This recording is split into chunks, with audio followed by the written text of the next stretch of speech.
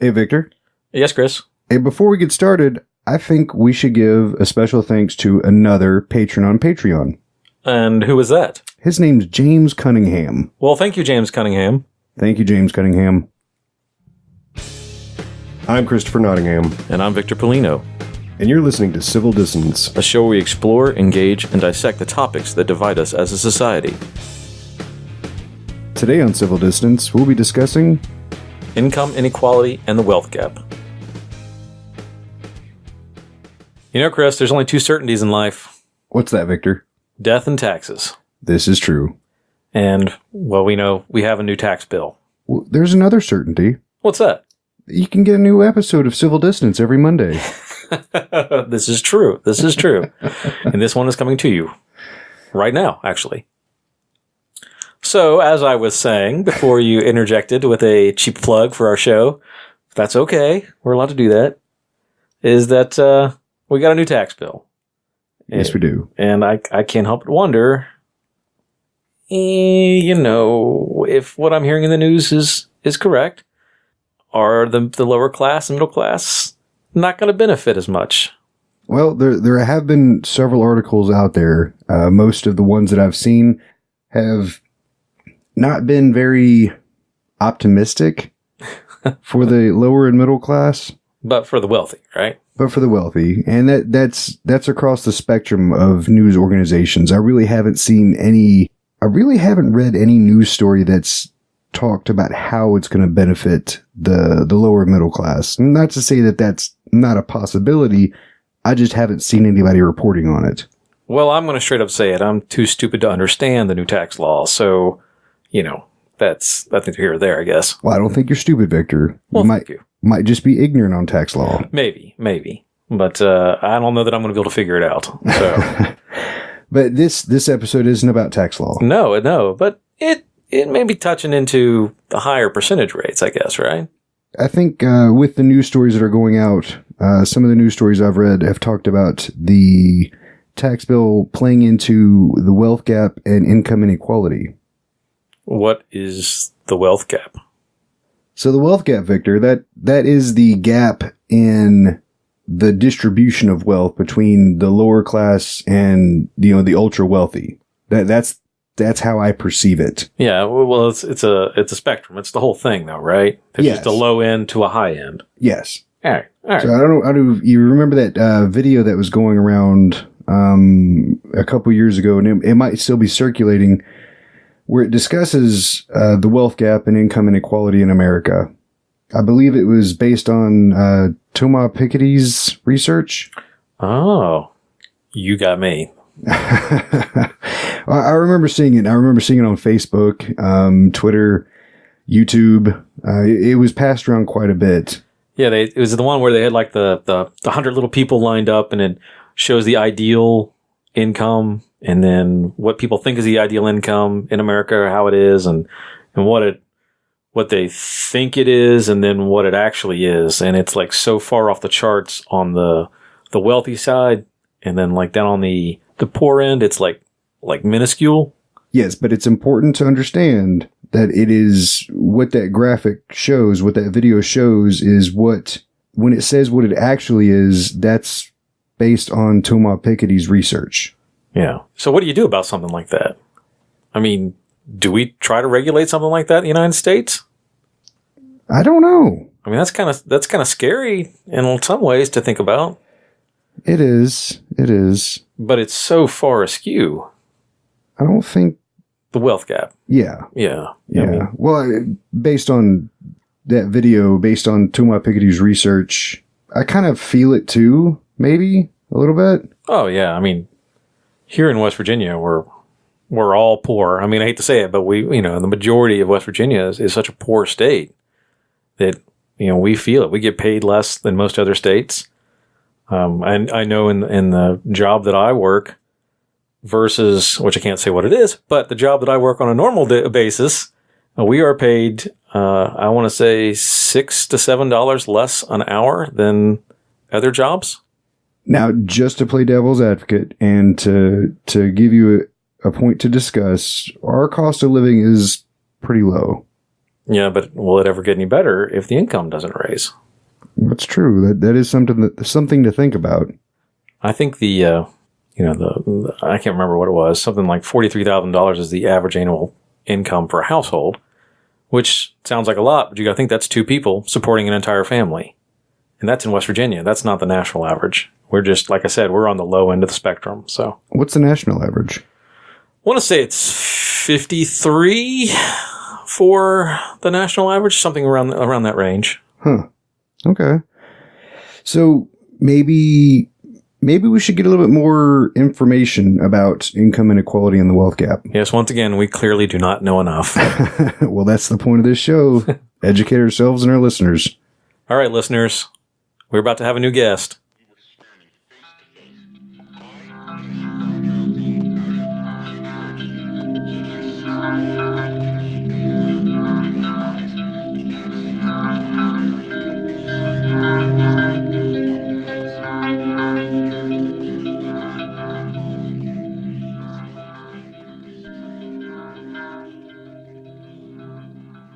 Today on Civil Distance, I'll be speaking with Don Watkins.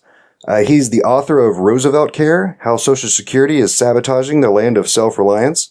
He's also the co-author of two books, Free Market Revolution, How Ayn Rand's Ideas Can End Big Government, and Equal is Unfair, America's Misguided Fight Against Income Inequality, both with Yoron Brook. Today we'll be discussing economic inequality and the wealth gap. For our listeners, Don, could you tell us a little bit about what you do other than being an author? Maybe some things you enjoy? Oh, well, I mean, mostly what I enjoy is writing. So when I'm not doing nonfiction, it's fiction. And when I'm not involved in letters, it's mostly just playing with my 4-year-old and 2-year-old. That mostly takes care of all the hours in the day. That's awesome. So jumping into it, for our listeners, for ourselves too, what is economic inequality? Well, that's actually a really good question because it's not always clear what people mean by economic inequality. And so one way to divide it up is you can talk about, are we talking about income? That is what a person gets on a regular basis, from their job or their employment. Are we talking about wealth, which is the kind of savings that a person has, whether you mean financial savings or perhaps you mean, net wealth, including things like the value of their property? Or are we talking about consumption inequality? That is the economic value that a given individual consumes over the course of the year. And depending on what you're talking about and what you're measuring, you can get very different answers in terms of what's been happening with the gap between what different people consume, gain in income, or have in wealth. And then even beyond that, there's a lot more fine distinctions that would have to be made. So, for instance, if you're talking about income, is it pre-tax or is it post-tax? Are you including things like income that's gained from the government, say in the form of Social Security or welfare? So it can refer to a lot of different things, and often people are not clear about what they're referring to when they talk about economic inequality, and so you can get people talking past one another, and you just get a lot of unclarity. And so I think, yes, the first question that you have to be asking yourself, well, what really are we talking about, and why are we talking about it? Like, why should we even be concerned about gaps? And I think that's going to be the most illuminating question, because regardless of whether you're talking about consumption, income, wealth, or anything like that, it's not obvious at all, certainly not obvious to me, why we should care about gaps between what people earn versus being concerned about, are people actually flourishing as individuals? Are they able to meet their needs and create enough wealth to constantly expand their standard of living? So I believe you've touched on a few things in my next question, but what is the difference between economic inequality, income inequality, and the wealth gap, if there is one? Well, I mean, I explained briefly like what they are just in terms of what the categories represent. But then the question is, well, what kind of differences do you see, or what have been the trends? And there's actually quite a bit of debate, because as I indicated, when you measure one of those categories, there's very different ways to break down the numbers. And in fact, So, I mean, what most people are talking about is they're talking about income inequality. And income inequality, at least in the U.S., has been almost certainly growing over the past 40 years. If you look at it in the big picture, if you try to break it down into smaller slices at a time, I think it's less clear. With wealth inequality, measuring wealth is super difficult, and there's not a consensus among economists about really what the trend has been. Consumption inequality is actually very low, and offhand I can't recall like what the trend line has been. But if you look at the difference in terms of what Bill Gates consumes versus what I consume, we probably use roughly the same quality of phone. We eat roughly the same quality of food. You're dealing with very different kinds of phenomena in all of these areas. But mostly what people are talking about, what they have been concerned about over the last 40 years is income. And in particular, what we see with income is that this growing inequality gap is driven, not by, let's say, the top 50% versus the bottom 50%, but it's been driven really by a relative handful, the 1%, or really the 0.1 or 0.01% of top earners who've seen extraordinary gains in their income. But even the way I put it is misleading. And although that's the way most people will put it, is they have seen gains in their income. The they is misleading because they're not the same people, right? The people who were at the top 40 years ago are not the same people at the top today.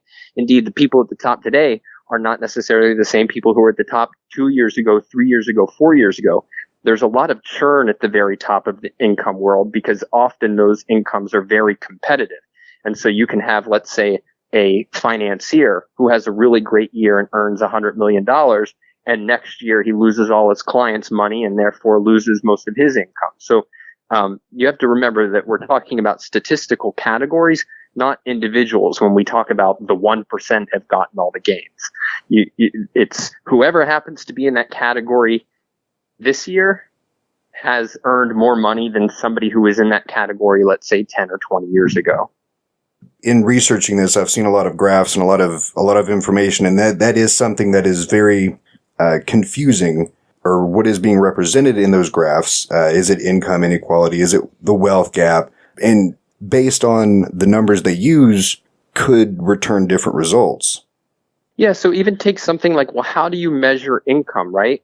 Well, there's different sources that you can use. So one major source is going to be income surveys. And there's various reasons why those aren't totally reliable. In part, when you survey people, you're only getting a relatively small part of the population. And so you tend to miss outliers, which if the people driving income trends are a very, very tiny minority, you might miss those. And so you'll understate economic inequality that arises from people at the top making more money. On the other hand, if you look at tax receipts, which is, for example, what Thomas Piketty pioneered, you can get very different answers because there you're often missing out on various forms of income that people are getting because it's not captured by taxes. And so it's important to keep in mind that later I think we're going to get to why I think these trends really don't matter that much. It's not a good way to think about economic issues. It's not a good way to think about what people do and don't deserve. But nevertheless, insofar as we're talking about them, it's important to be clear that this is a messy area and that serious economists, including economists on all sides of the aisle, if you will, there's a lot of disagreement about these things. And whenever you see a chart, it's easy to take that as, all right, that's a fact. Well, it's not a fact. It represents a lot of messy judgments that people have to make. And so you have to take them with perhaps more than a grain of salt, but not much more than that. So what are the kind of disagreements that we are having in our government today about this issue, about economic inequality? Well, the disagreement is not so much what is happening. There's at least very rough approximate agreement that, something has happened. But there's disagreement about the causes and the consequences and then the implications for policy and the implications for how we should respond to it. And I don't think it's worthwhile or necessarily within our time constraints to catalog all of those disagreements. But let me just name a couple key parts of the debate that I think are important. So one is the cause fundamentally about the people at the top getting unearned gains and exploiting and holding down others, making them worse off. And then there's a whole debate about that. So that's one question. That comes under, what's the cause? And then the consequences is there's some people who say that economic inequality in and of itself, that there's something bad and destructive about that. That even if it were true that these rising incomes at the top were all a result of differences, they were a market phenomenon that reflected some people just being ultra productive, they would still say it is really bad for an economy and for society to have such a gap. And then there's people who say that no, that's not true, that there's nothing inherently nefarious or destructive about a gap. And then in terms of implications, and this is really the core of the debate, everything else is really folded under these, which is that if you want to separate it into two camps, it's much more complicated than that. But if you do want to separate into two, it's basically people who say that the kind of policies that we need to deal with any of these challenges are expanding the freedom of individuals to produce and trade. And then there's people who say that because of economic inequality, what we need is massive increased intervention in our lives by the government through things like wealth redistribution, increased tax burden, and and various sorts of regulations, including things like regulations on the ability to spend money to promote your political ideas. And the campaign finance is very, very intimately tied to the economic inequality debate. Can you speak to us a little bit about the history of economic inequality in America, such as, when did it begin? Has it occurred before at this scale? And what changed? Well, I think it's helpful to get just a wide perspective on human existence, which is there's never been a society, at least once we get into, set aside tribes, which we don't really know about a ton about primitive tribes. But once you get into kind of like written history, there's never been a society that approaches anything like economic equality. It's that you're always dealing with gaps. Now, for most of human history, the gaps can be separated into those who had political power of some sort and were able to get unearned gains at the expense of their, servants, as it were, versus the people who kind of just were struggling to get by. And so, whether you're talking about serfdom or slavery, I mean, you have these enormous kinds of economic inequality that resulted from political inequality. That is, some people having special privileges and powers and others lacking those privileges and powers and facing special obstacles and restrictions on themselves. And with America, what you really got you got the closest approximation to political equality. That is, that you got a country founded on the idea, however imperfectly implemented it was, but at least founded on the idea that each individual has certain inalienable rights, and those rights are equal to every other individual. So that the government was not people with special privileges who got to soak all of the wealth out of a whole bunch of servants. It was that government was a servant who protected our equal freedoms. And so whether you were, man or woman, black or white, rich or poor, the idea, again, we can discuss the fact that it wasn't perfectly implemented by any means, but the ideal embedded in that is that we're all equal politically. We're all equal in our rights. But that came hand in hand with the fact that when you left people free politically, economically, they achieved very different outcomes. And so from the start, there was always people who were more economically successful than others. That became very pronounced. So imagine the world pre-industrial revolution, right? There's just not that much wealth. And so if I'm like the richest guy in the world, maybe I have $1 million versus like everybody else has $1,000 a year, something like that. Now imagine a world where everybody's increasingly rich, which is what's happening during the Industrial Revolution. And so what you got then was you got virtually everybody in America becoming far better off than their parents and grandparents had been. And yet there were people at the top who became rich beyond what the world had ever seen before. And this would be, they were often referred to as the robber barons, the people like Andrew Carnegie and John Rockefeller, who were pioneering these new businesses that were lifting everybody's standard of living. And this is often referred to as the Gilded Age, and that's said to be when economic inequality arguably peaked in America. And you saw a decline in many ways throughout the 20th century, except when you get towards the end, and then it's that we're seeing it increase again over the last 30 or 40 years, depending on exactly what dates you use and how you measure things. And so whether we're at kind of like the highest level of inequality or the second highest, that's kind of the basic arc narrative of what's happened in America over the course of its existence. But never was America or any other country anything like equal, except if you want to talk about equal poverty, which, that in many ways had been the norm in the world before we had freedom and economic progress. How does the median income play into this discussion? Well, the median income is just a kind of measurement, right? It's that we want to get a sense of the trend in incomes. And so one way that you could do that, right, is you could just take the average income and you could say, well, what's happened to average incomes over the course of a given span of time? The median income is just a different way of measuring that. And one of the things that makes it valuable is that you could see an average income rising even if most people were not having their income rise, if you had some outliers at the top. And so if that's what's happening in recent years, then an average would be misleading. The median, if that wasn't shifting or if it was declining or if it was rising only very slowly, that would be more illuminating in terms of what is the typical American seeing happening to their income over time. And so often what you look at is the median. And again, this is an issue where measurement is very tricky, but what we can certainly say is that there has not been tremendous increase in the median income in the United States over the last 40 years or so. And some people think that there has been no increase at all, although I think that claim is much harder to defend.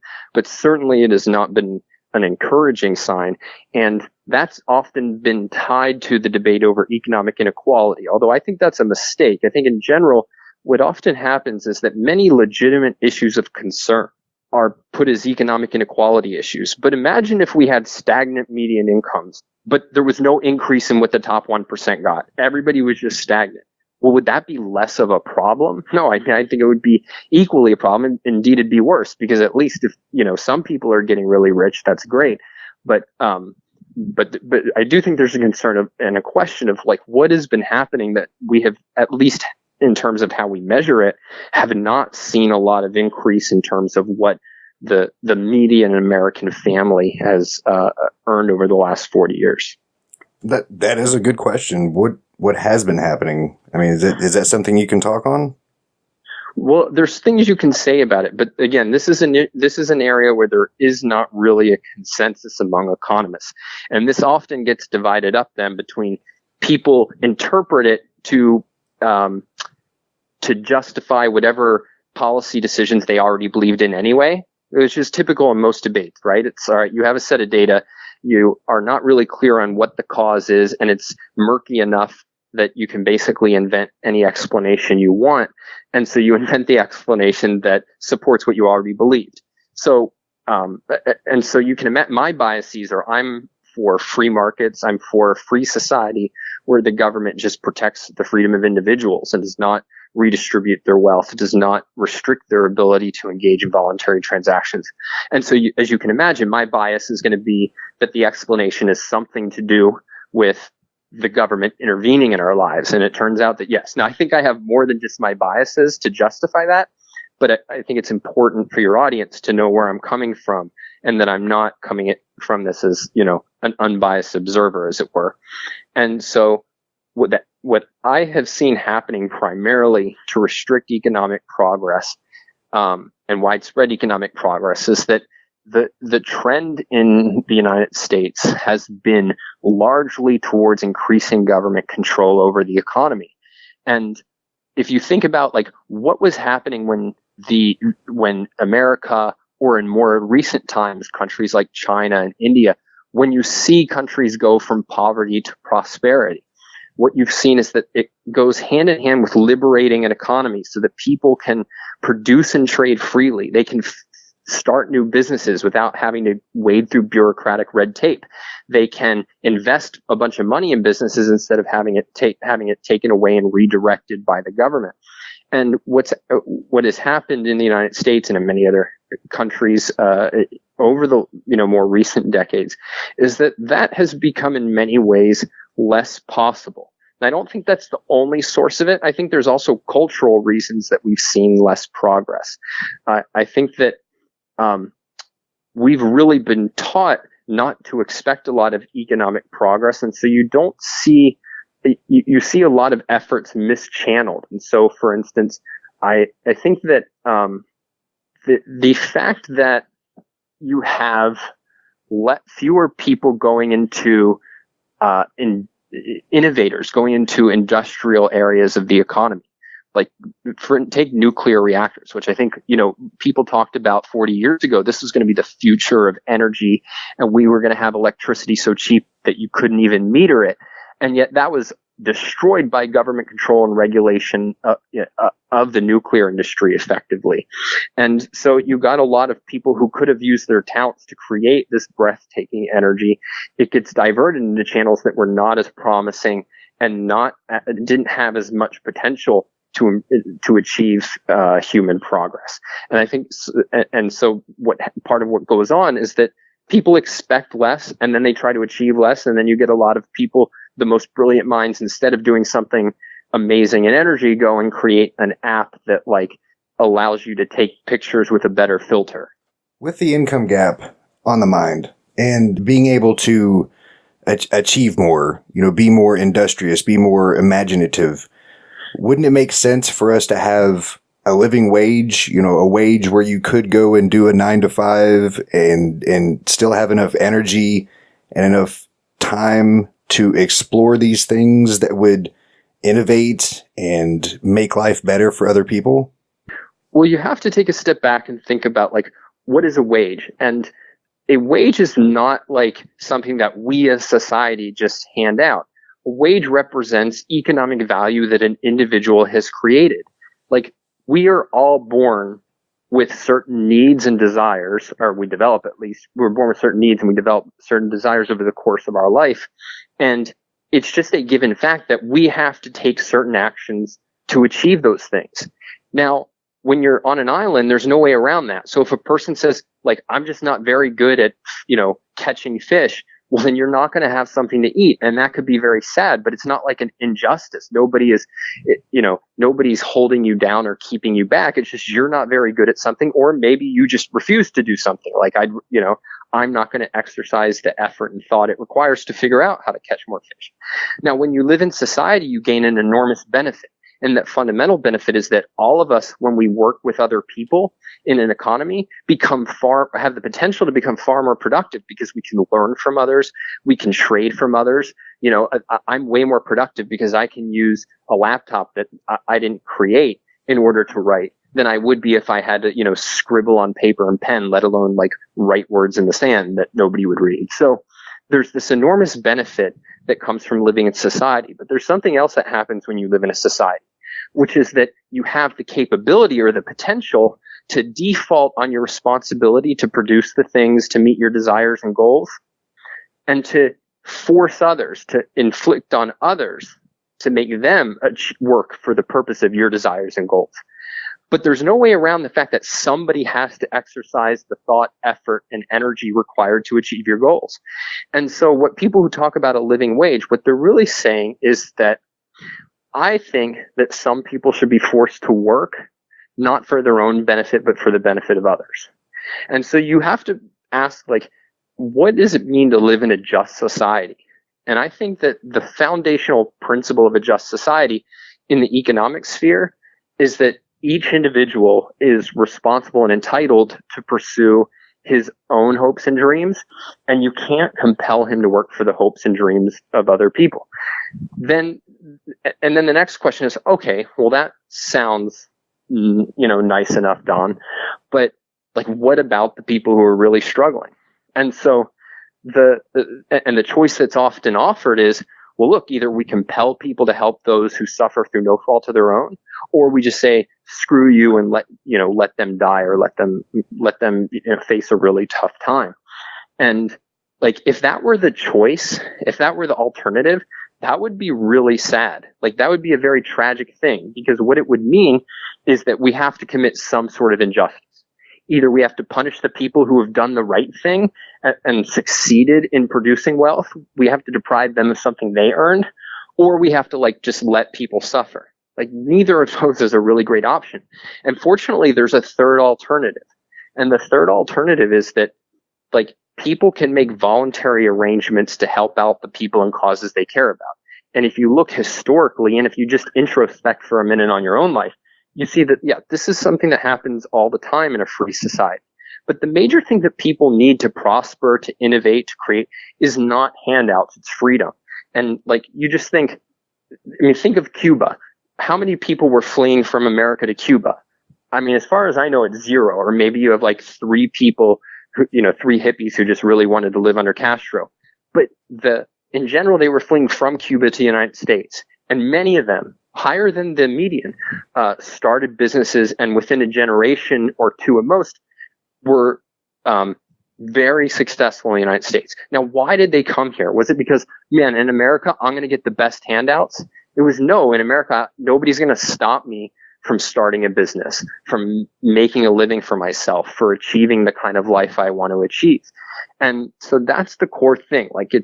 If you really value people at the bottom being able to rise, then you think, how do we remove the constraints on economic progress? And I think that a free society is what achieves that. Okay, final question. What can be done to fix this issue? In other words, what will end the debate? Make this a non-issue? I think the key thing to realize is that what's going on here is that this is not really a debate about statistics or trying to parse cause and effect from complicated and murky, statistics about income inequality or wealth inequality. What's really going on is that there's 2 different moral frameworks at work. So one moral framework says that a just society is one that approximates economic equality. And it's not that they say everybody should be exactly equal, but they say the further we head in the direction of making a society more economically equal, the better we are. That's what a just society should pursue. And then there are people who think that, no, what a just society is one that respects the sanctity of the individual. And so economically, what that means in practical terms is that you're free to earn the wealth that you need to achieve your hopes and dreams, and to keep what you've earned. And that what a person deserves then is not to be, to have as much as somebody else. He deserves to have the freedom to make the most of his own life. And so what will settle the debate is really when you have a consensus on the right moral framework. Now, I happen to think that most Americans accept, when the issue is named, they accept the latter pro-freedom framework. But it's because the issue is seldom named explicitly that it's seldom operative in our thinking. And so what we end up doing is we end up taking over this idea of, the more economic equality, the better. And one way to think about the debate then that I think really crystallizes it is that we face a choice not between economic inequality or economic equality. What we really face a choice between is political equality or economic equality. That is, when you leave people politically free, no special privileges and no special burdens, you're going to get enormous economic inequality.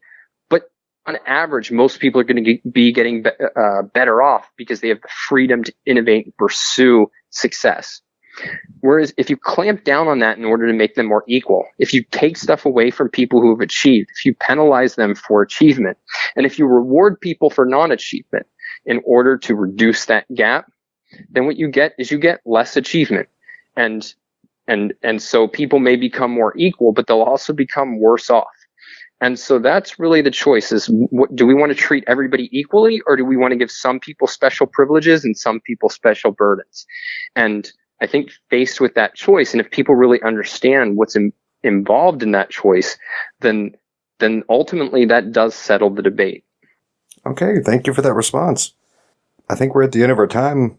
All right. So, Don, I really appreciate you being on Civil Dissonance today. A lot of good points you've made, and cannot wait to hear or read our listeners' responses. I really appreciate your time.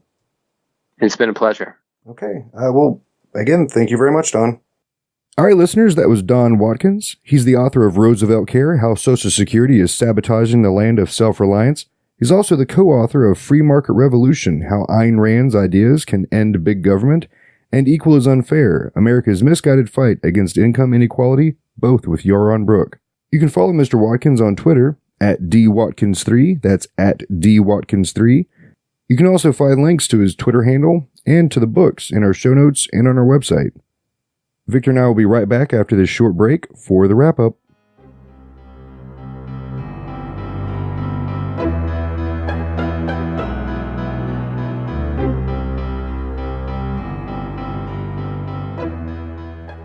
If you like what you hear, you can help us out by funding our efforts and keeping the show ad-free. You can do this by visiting our Patreon page at patreon.com/civildissonance or by following the links on our website and in the show notes. You can also show support to our guests by purchasing their books and other works. You can find a list with links on our website under Guest Works.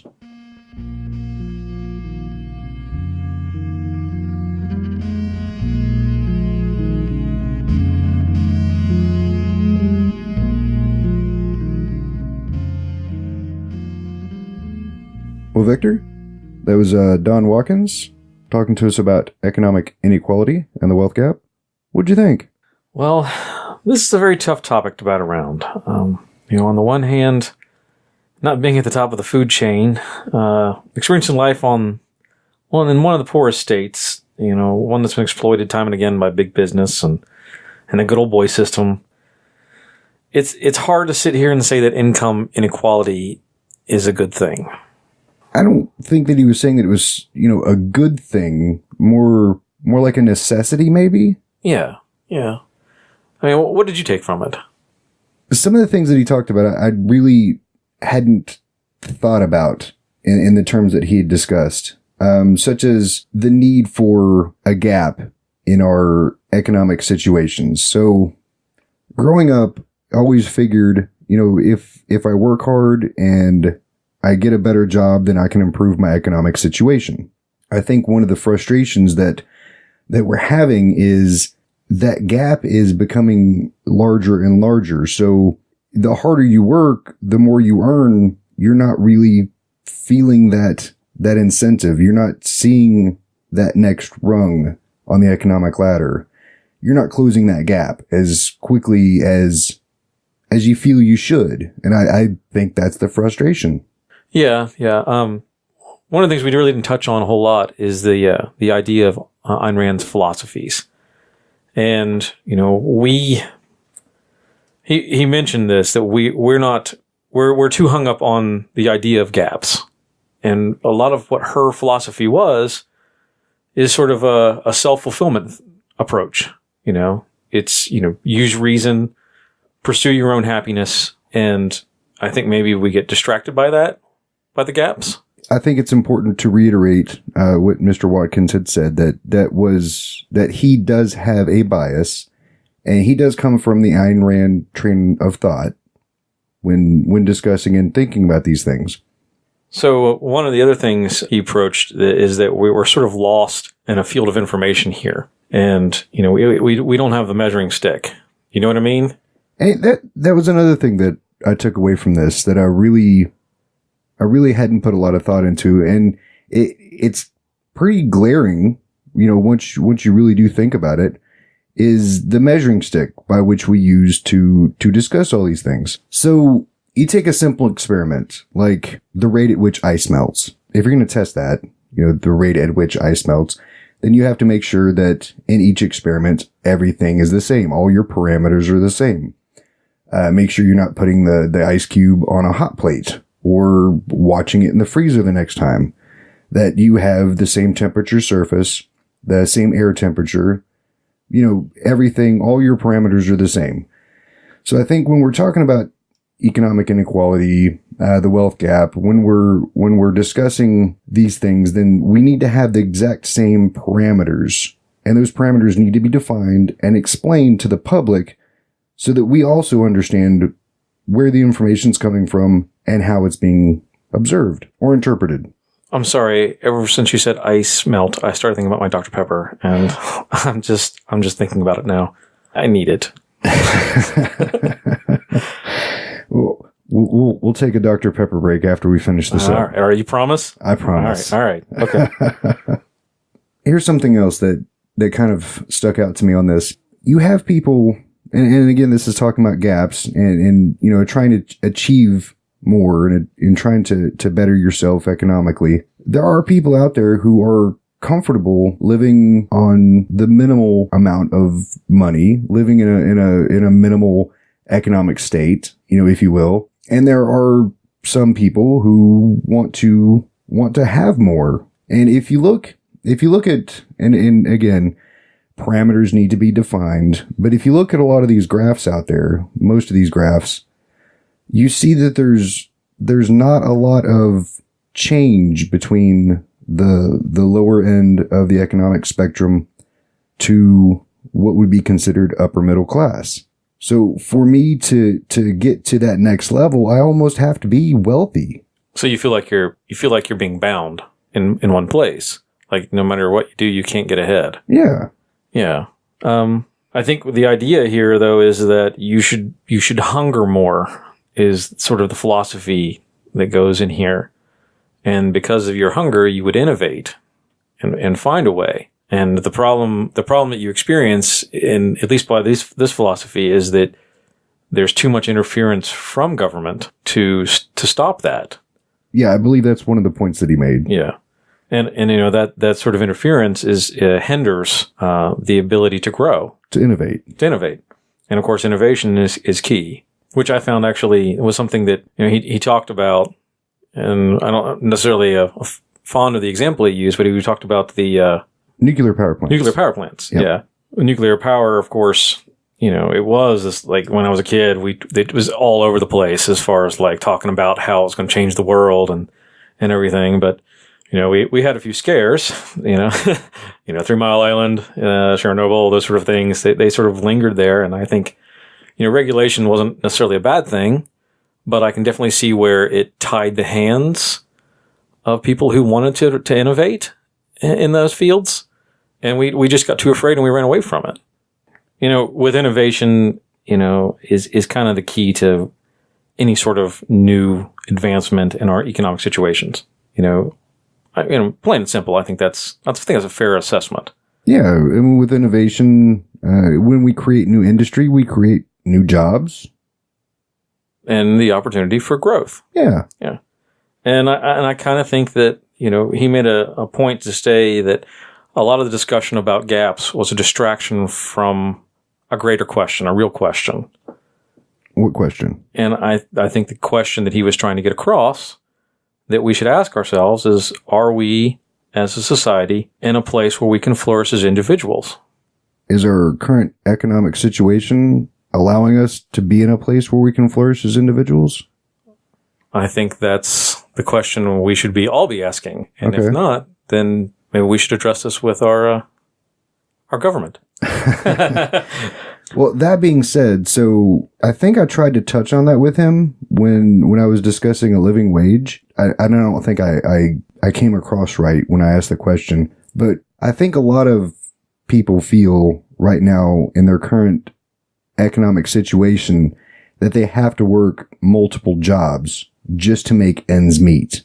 Are they living beyond their means? Don't know. Are we in a place where you have to have more money than you're making with one job just to make it, just to have a quality of life that we as Americans expect to have? Maybe. Yeah, but I mean, what do you do? Do you take from the wealthy? Do you take from the people who are at the top? I think we touched on this a little bit in our episode when we were talking about corporate lobbying. We'd asked the question about unions. Unions rising, work conditions improved, and wages improved, everybody's standard of living improved, when you have those two things. And then we've had a decline, or we've had deunionization.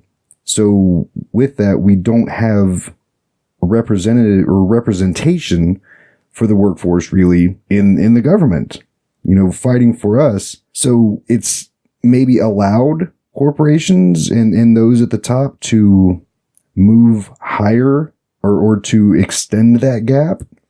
Yeah, I think part of the philosophy that's being expressed here is that our government should be focused on making sure that we all have an equal footing. And right now, with corporate lobbying and lobbying in general, but just with that level where it's funded by the wealthy and the large corporations, that the individual citizen's voice is getting drowned out. And I think that that's the complication that you run into here, is that what this philosophy is that the individual rights should be maintained no matter what. And right now our country is out of balance, because if you want to deregulate, you also have to make sure that the other end of it, the corporate end of it, is held accountable. Yeah. I think another point that he made was when he talked about immigrants coming over to the United States and starting businesses. In the past, it was probably easier for them because there wasn't a lot of bureaucratic red tape to go through to start a business. Now to start a business, you have to have money. You have to have money to register your business with the Secretary of State. If your business requires any kind of licensing, you have to have money to get those licensings. And if you don't understand the process or the application processes to do that, then you have to pay somebody else to do that for you. He's touching on the fact that he had to set all of our stuff up, and it was really, really infuriating. And we're not on the high end of the spectrum, so it was something that we had to do on our own. Took a lot of research. And took a lot of research and a lot of pain, I think. A lot of time. A lot of time. And for us, time is very precious. It is. I mean, we both have families and we both have 9-to-5s. And we work our butts off, and then we come home and spend our time with our family, and then we rush and we do this. I mean, it's hard to say that we don't feel like we're getting ahead half the time, right? Yeah. No, I will agree with that statement. So, I mean, when it comes to, so income inequality definitely touches home, I guess. Economic inequality touches home when it comes to people on our standard of living. Yeah. So, well, listeners, tell us what you think. Comment on the episode in the comment section of whatever podcasting app you're using, or drop us a line at info@civildissonance.com, or go to our website. You can also leave comments there. Thank you, listeners.